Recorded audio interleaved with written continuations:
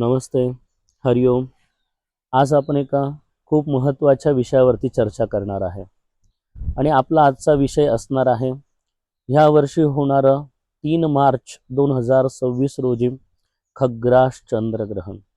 हे संपूर्ण पृथ्वीवरती भारतामध्ये दिसणार आहे आणि भारतामध्ये आपण महाराष्ट्रामध्ये तर सगळीकडेच दिसणार आहे.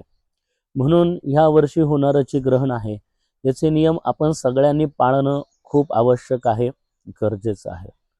पूर्वीच्या परंपरेनुसार ग्रहण कालावधीमध्ये केलेला जप खूप पुण्यफल प्राप्त करून देणार आहे. म्हणून आपण या ठिकाणी ग्रहणाचं पालन करायचं, नियम फॉलो करायचे. ज्या लोकांना ह्या गोष्टीवरती श्रद्धा विश्वास नाही त्यांनी बिलकुल फॉलो नाही केले नियम तरी सुद्धा चालणार आहे. पण आपल्या परंपरानुसार हे नियम फॉलो करणं खूप आवश्यक आहे. तसं बघायला गेलं तर ह्या ग्रहणाचे नियम सूर्योदय 6:30 वाजता सकाळी होतं तेव्हापासूनच पाळायला सांगितलेले आहे. पण एवढे नियम फॉलो करणं थोडं कठीण असणार आहे. म्हणून गर्भवती, वृद्ध, आजारी, अशक्त हे जे लोक आहेत ह्या लोकांनी कमीत कमी 11 वाजेपासून नियम फॉलो करणं गरजेचं आहे. 11 वाजेच्या आतमध्ये जेवण करून घ्या. जेवणाचा जो स्वयंपाक केला असेल त्याच्यावरती एक तुळशीचं पत्र ठेवा आणि मग जेवण करा. 11 वाजेच्या नंतरून शक्यतो जेवण करू नका. 11 वाजेच्या नंतरून झोपू नका, काही कापू नका, चिरू नका, आढी घालून बसू नका, पायाची वेणी घालू नका. असे नियम फॉलो करा. जर तुम्हाला डॉक्टरांनी काही गोळ्या औषधं दिले असतील तर ते घ्यावे लागतात, तर हे घेणं सोडू नका. तब्येतीची सुद्धा काळजी घेणं तेवढंच गरजेचं आहे. म्हणून गोळ्या घेणं, पाणी प्यावं लागेल, त्याच्यानंतरून औषध घेणं, याच्यासाठी कुठल्याही प्रकारचा दोष नाही. काही कारणास्तव तुम्हाला नियम 11 वाजेपासून सुद्धा फॉलो करणं शक्य नाही तर मग अशा वेळेस काय करायला पाहिजे. याचा ग्रहणाचा मुख्य कालावधी असणारे दुपारी 3 वाजेनंतरून ते संध्याकाळी 6:48 कमीत कमी हा कालावधी तरी कमीत कमी तुम्ही फॉलो करायला पाहिजे. ह्या कालावधीमध्ये जेवण करू नका, झोपू नका, पायाची आढी घालून बसू नका, काही चिरू नका, कापू नका, केसांची वेणी घालू नका, म्हणजे तिथे गाठ पडेल असं काही करू नका. तुम्हाला मांडी घालून बसणं शक्य नसेल तर तुम्ही लांब पाय करून बसा, तुमचं पलंग वगैरे असेल तिथे, पण शक्यतो आढी घालून बसू नका. मांडी घालून बसून भगवंताचं नामस्मरण करता आलं तर खूप चांगलं आहे. ज्यांना नियम फॉलो करणं शक्य आहे त्यांनी 11 वाजेपासून करा. ज्यांना शक्य नाही त्यांनी 3 वाजेपासून तर संध्याकाळी 6:48 नियम फॉलो करा.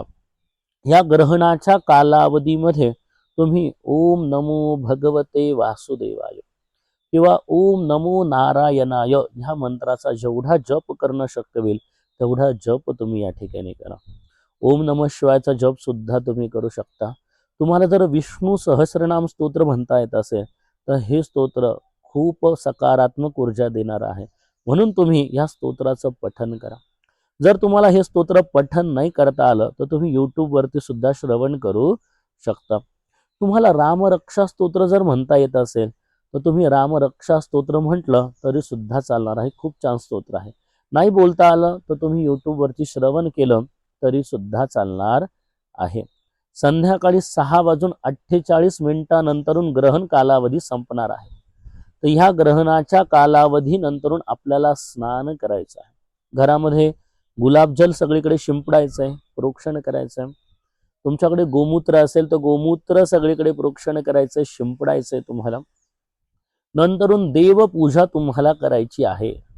देवपूजा झाल्यानंतर मग तुमचं नित्यकर्म असेल तुम्ही करू शकता.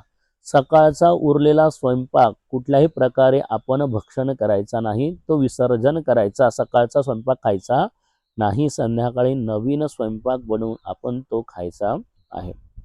बऱ्याचशा लोकांना अजून एक प्रश्न असणार आहे, त्या दिवशी पितृजीव घालायचा की नाही जीव घालायचा.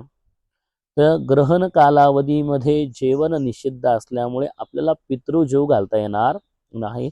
म्हणून सकाळी 11:30 आतमध्ये पितरांना जेवण देऊ नये असं शास्त्र आहे. म्हणून सकाळी 11:30 आतमध्ये गाईला पान देऊन टाकणे, कारण पितरांचा दुपारचा जेवणाचा कालावधी 12:30 वाजेनंतरचा असतो.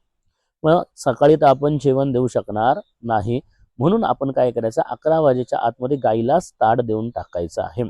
आणि बरेचसे लोकांच्या मनात असा पण एक संभ्रम आहे की 2-3 दिवसानंतर आम्ही पितृ उपवास करू जेवू घातला तर चालेल का?